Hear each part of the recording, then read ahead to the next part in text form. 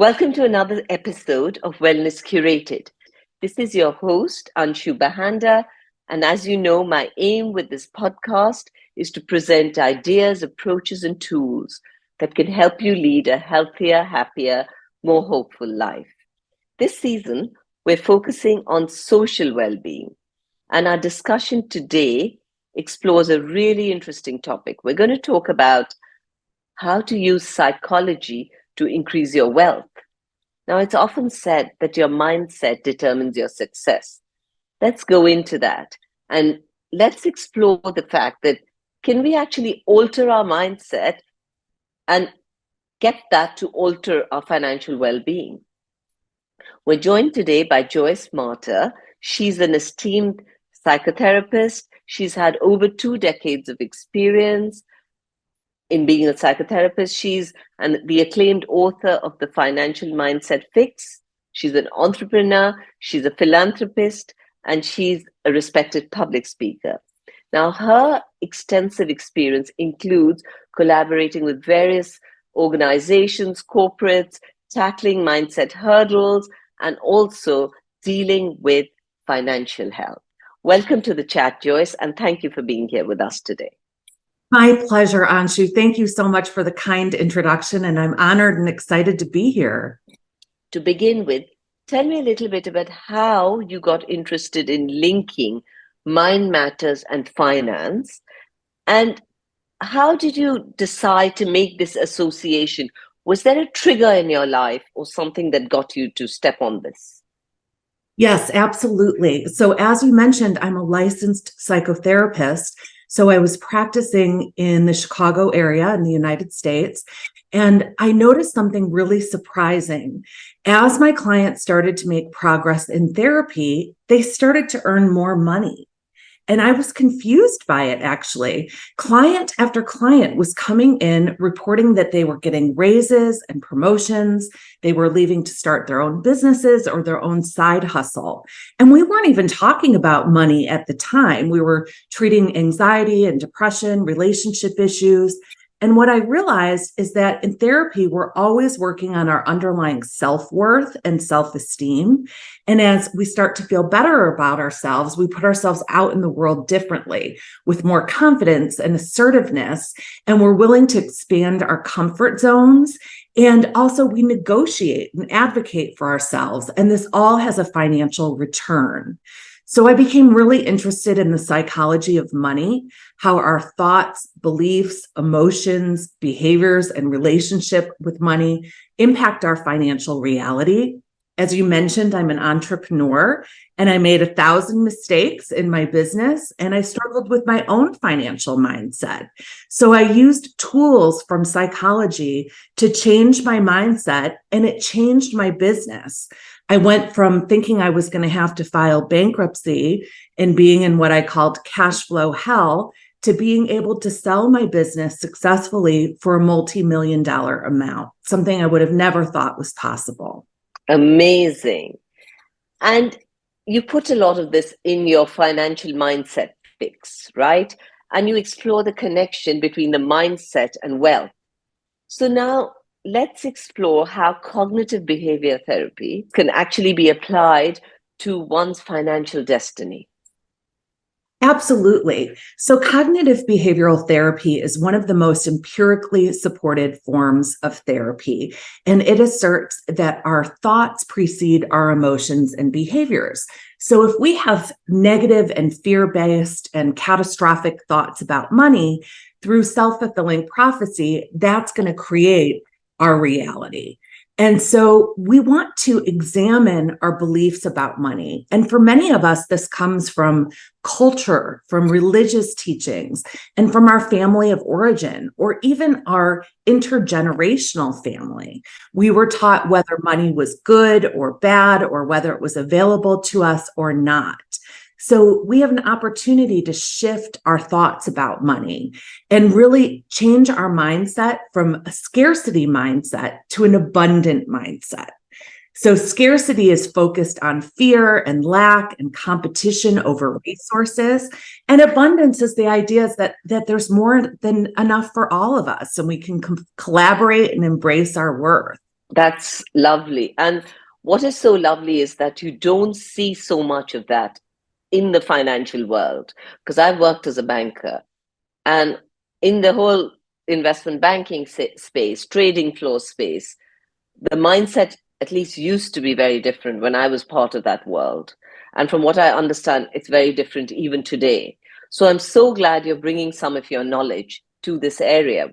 The thing I want to explore with you is that a number of studies have shown that conscientiousness is a strong personality trait that helps with wealth accumulation. From your experience, what psychological traits would you say would be most beneficial for financial success? Well, I absolutely agree that conscientiousness is an aspect of that, which is really self-awareness and also awareness and compassion for others, having empathy and emotional intelligence. And in my book, I share 12 mindsets or personality traits that are empirically supported to improve both mental health and financial health. And they include awareness, they include presence, positivity, self-love, support, equanimity, compassion, and resilience, and more. So as we build these skills, we really build a holistic life of success that includes both mental well-being as well as connected relationships, work-life balance, and financial health and prosperity. Wonderful. And that list of yours, you're talking about love, self-love, you're talking about awareness, all the things you're talking about have nothing to do with finance. That's what's so interesting. Isn't it interesting? And yet the research shows that they lead to improved financial health. And I came to those 12 mindsets after 25 years of counseling clients from very diverse backgrounds and really paying attention to what makes a person successful and noticing and learning from my clients and reaping their wisdom and seeing that these are sort of the 12 universal truths that lead to an expansive life. That's right. Interesting. Now, the other thing that I want to touch on, Joyce, is, in today's day and age, we see that the environment and the social responsibility has become a much bigger thing than it used to be. And there's a lot more awareness, and we're trying to, encourage people in that direction. Now, tell me, how can we use psychological principles to create wealth and still honor the planet, honor society? Absolutely. Well, all of my teachings really are about the idea that when we have more, we can help more. So this is not about greed or materialism or excess. When we align our gifts with the need in the world to the greatest extent possible, we can accumulate wealth and we can direct that for good in the areas that are important to us through philanthropy. I also really believe in rooting our work and our businesses in empathy and compassion. And we can practice conscious capitalism and really do ethical work through right action, making sure that our businesses are a win for not only the employees, but the staff and the clients and even the environment, because we're all interconnected and we're interdependent. And another thing that I want to ask you is, does one's socioeconomic status impact their mental health? Absolutely. There's a huge interconnection between mental health and financial health. So when we have financial stress or financial struggles, it can trigger or exacerbate mental health conditions like depression, anxiety, substance use disorders, and even financially triggered post-traumatic stress disorder. There are research studies that 75% of the world's suicides occur in countries with economic distress. So financial stress can very much impair mental health, and it works the other way around as well. When we improve our mental health, we feel confident and at peace with ourselves, and we can be more successful and productive in our work, which has financial outcomes. So you're saying that if we were to improve our mental health, we would actually help improve our financial status, or we could Yes. improve our Isn't financial that status. surprising? It's Yeah. just like what I was sharing with you at the start of the show, that as my clients made progress with their mental health, they started to earn more money. So it's a surprising result, but our health is holistic and everything is interconnected. And oftentimes we focus on our physical health or our financial health, and we forget how important our psychological or mental health is. Very interesting, Joyce. So in the previous episode, we interviewed Spencer Sherman, who I think you know. He's the CEO of Abacus Wealth. I do. We are both authors with the same publisher. Sounds true. He's lovely. Yes. And we discussed emotional intelligence. Now, tell me from your perspective, how does emotional intelligence, or EQ, affect our financial choices? And how might we sharpen it to better manage our wealth?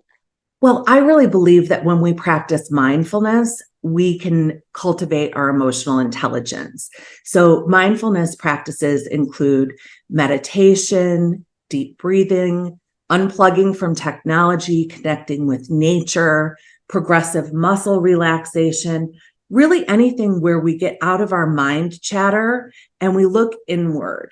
And we connect with that deeper, higher part of ourselves, and we detach from our egos, and we connect with our light, with our essence.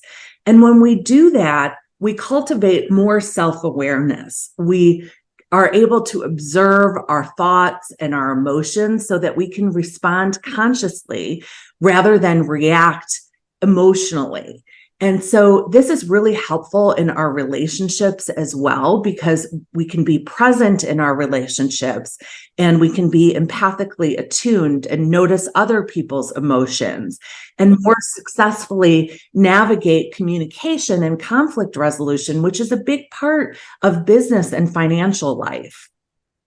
And also, Joyce, can we give people some tips now? Because that's what we try and do in every episode. How can we help people use psychology to increase their wealth? So I suggest really 5 main tips. Number 1, explore your family beliefs and how maybe they're still holding you back, your family beliefs about money. Number 2, heal your financial trauma and intergenerational financial trauma. So financial traumas include if you've ever had a job loss or unemployment, or some other kind of financial disaster, maybe a business failed, or you grew up in poverty. Number 3, shift from a scarcity mindset to an abundant mindset. Number 4, reroute your thoughts about money from negative to positive. And finally, and I actually think this is the most important, embrace your worth. We are all innately deserving of all that is good, and it's our mind that sort of gets in our way. And so when we embrace our worth, we can stop that self-limitation and self-sabotage. Okay, so I want to go very quickly. I want to explore all 5 of these with you and just discuss them a little bit. And how would people do this? So the first one was explore your family beliefs, right? And decide whether they work for you or whether they don't. So how would you advise people do that? Think about your early money memories. What do you remember your parents saying to you about money? What were your impressions about money?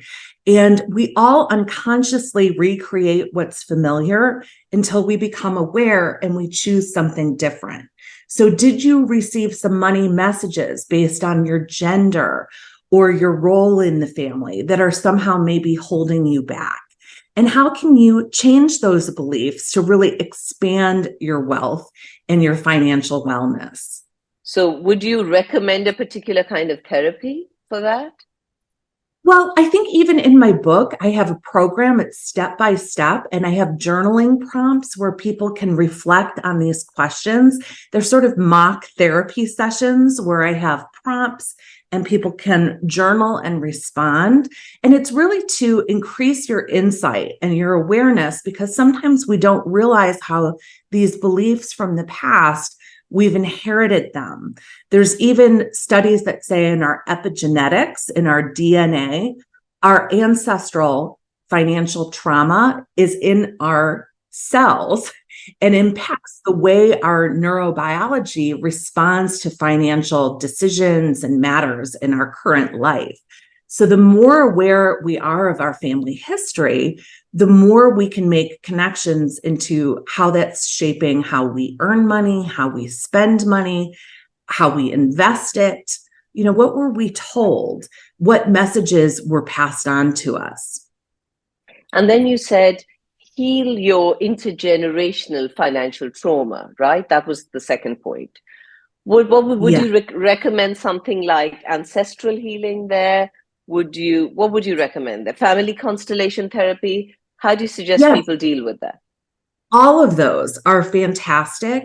Also, there are programs like Spencer Sherman and I recently did a training through Sounds True, the inner dimensions of mastering money. And I gave a workshop on healing financial trauma.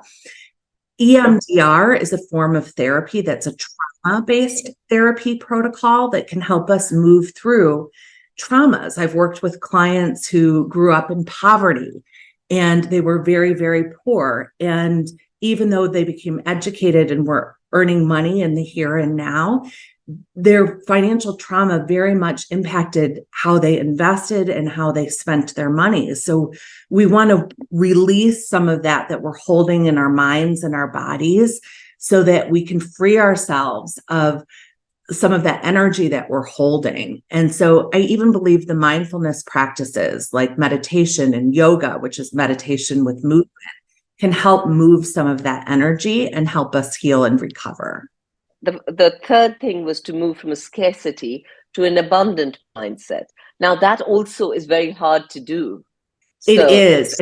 And again, my book and program really is a step-by-step process to help you do that. But anytime that you're focused on lack and this fear that there's not enough money, not enough jobs or food or resources or opportunities or even time, that's a scarcity mindset. So developing some awareness of your self-talk, and when you're giving yourself these messages that really fuel anxiety and negativity, and instead open yourself up to an abundant mindset where instead of seeing problems and closed doors and barriers, you're using your creativity and problem solving to see past that. That's something I really notice with entrepreneurs, for example. Entrepreneurs tend to see the way through a problem, tend to have tenacity and perseverance, whereas maybe some other people might say, oh, that's not possible. That's a limited belief system that's rooted in scarcity.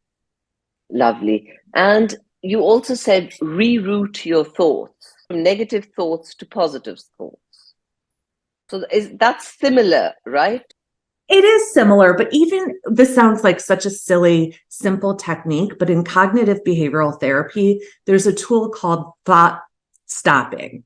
So if you have a negative thought about money, like, I'm not going to be able to pay my bills this month, and therefore I am a failure, then you would say to yourself, stop, just stop. That's a negative thought. I'm recognizing that I'm doing it, and it's fueling my mind and body with panic.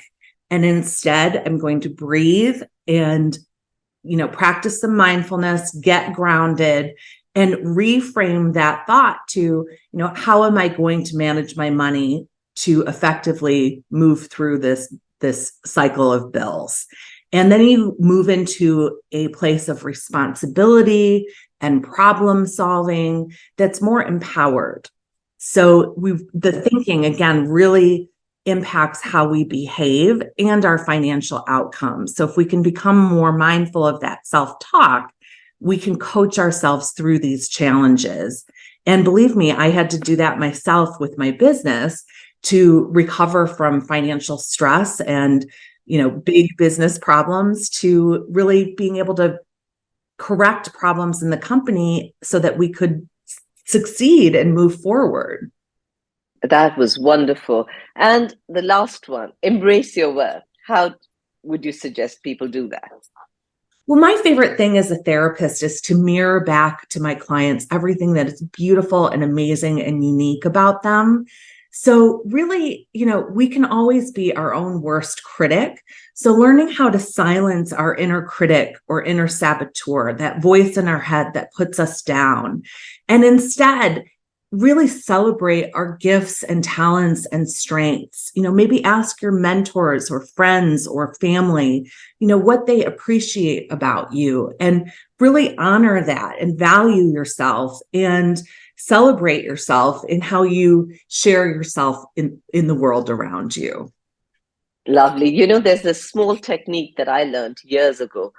And it seems so silly, but it's literally looking at yourself in the mirror and saying amazing things about yourself, saying you're amazing, you're beautiful, you're worth so much. And people initially start laughing when they start doing that because it feels so silly to look at yourself in the mirror. But actually, it's a simple technique that really helps. Absolutely. Mel Robbins is an author who says to high five yourself in the mirror, just looking deeply into your eyes and saying, I love you to yourself. It's an emotional thing to do. It can be challenging. But when we work on healing our relationship with ourselves, our life transforms and changes, not just financially, but in all manners, in our relationships, in our health. So I love that tip. The next thing I want to talk to you about is, so do you find, or I'm sure over your career, you've had examples of financial behaviors that seem rational at that point in time when people did it, but in hindsight have actually been detrimental? What are some of the biggest ones you would tell people to avoid or steer clear of? Well, there's a lot of research around common money biases. So these are ways of thinking that really are problematic, that are part of our human nature. So it's really common for people to have a present bias of money, which is something that was developed by Nobel Prize winner Richard Taylor. And it's this idea that we place greater value on goods or income achieved in the present moment. So we kind of weight the present more heavily than looking at the impact over time. So now many people are offering these buy now, pay later schemes, for example. And that's an example of present money bias, where it sounds like a great deal in the here and now, but we're not maybe factoring in how that's going to impact us financially as time goes on. Overconfidence is also a money bias. And that's when sometimes we overestimate our financial acumen or our financial literacy. And we think that we know more maybe than our advisors. And it can cause us to make poor investments, maybe put all our eggs in one basket, and then have a negative financial outcome. Another problem or common money bias is loss aversion. And this is really common for people who've had a financial trauma. And this is the idea that the fear of losing money is even greater than the idea of being able to gain money. And so that fear of losing prevents somebody from making investments, from starting their own business, or investing in some opportunity in real estate or otherwise. And finally, anchoring bias is another common money bias where you rely too much on the first piece of information that you learned about something when making a decision or prediction. So maybe you learned that, investing in tech companies is always the great thing to do, and you just focus on that, and then you ignore the current research and data that you're receiving. So those are some of the examples that I've seen a lot in my practice. And what is the best way that you would advise people to stay away from these 4 common money biases? I think to keep them top of mind and know that it's human nature. And there's even more money biases. I blog for Money Geek, which is a great site, and Psychology Today, really educating yourself about behavioral economics and about these human tendencies with our psychology so that you can be mindful of these sort of sand traps that happen along the way, if you will, so that you can avoid them. We try and give people resources and help in these podcasts. We try and give them as much to take away as possible. So do you have any websites you can recommend, or books, or any resources that you think people can learn from if they want to follow up on our conversation today? Absolutely. So I've included a designated landing page for this show it's going to be in the show notes. And in there, I have links to some articles and books and websites. And I wish everybody the best in accessing those resources. I love our publisher, Sounds True, that Spencer and I both have worked with. And there's a bunch of resources there that I have on the landing page. And my website is joycemarter.com, which is JoyceMarter.com. Thank you for the landing page. That was very helpful. At the end of every session, Joyce, we like to do a summary. So we like to do a rapid fire round. So very quickly, here goes. Your top tip on how to harness one's understanding of human psychology, or at least our own psychology, to harness wealth. Again, to practice mindfulness and apply mindfulness to money. So becoming aware of how you respond when you're making financial decisions. A common psychological misstep that often undermines financial success. Thinking small. So sometimes we want to play it safe, and we end up setting our own ceilings with self-limiting beliefs. So if we think we just need to make enough to cover our bills, we're not having expansive thinking, and we're limiting our financial success. And one exercise that we can start doing today to change our mindset and gear us towards financial success. So this might sound kind of surprising, but think of your financial life as if it were a person. Even name that person and think about how you treat that person. Do you nurture them? Do you honor that relationship? Do you talk about them with other people? Do you access support from advisors? When I was younger, my financial life would have been named Penny, and I ignored her. I was ashamed of her. I was embarrassed of her. I didn't talk about her with anyone, and she was on life support. I expected a whole lot out of her. And today I think of my financial life as prosperity, and she's a direct reflection of my own self-worth. And so I take her very seriously. So think about your financial life as if it were a person, and treat that person with respect and kindness and attention. Joyce, no one has ever said that before. That's fascinating. Thank you for that. Absolutely. Over 150 podcasts. No one has ever said that to me before. So I love that. I love that concept because it's very visual. It makes it so real. Oh, I'm so glad. I'm glad that you found that helpful, and I hope it is to others as well. Thank you. Thank you, Joyce, for taking the time to be here with us today. It was very helpful, and thank you for all your insights. Thank you so much, Anshu. My pleasure. Thank you for taking the time to be here with us today. I hope you learned something new, and I hope we brought you a little closer to leading a healthier, happier, more hopeful life. If you enjoyed the show, please press like and please subscribe to our channel. It'll encourage us to get you more and more speakers, and it'll encourage us to get you this program for free. I would love to hear from you. So please send me an email with any questions, any topic suggestions. My email address is anshu@wellnesscurated.life. Thank you, and see you next week.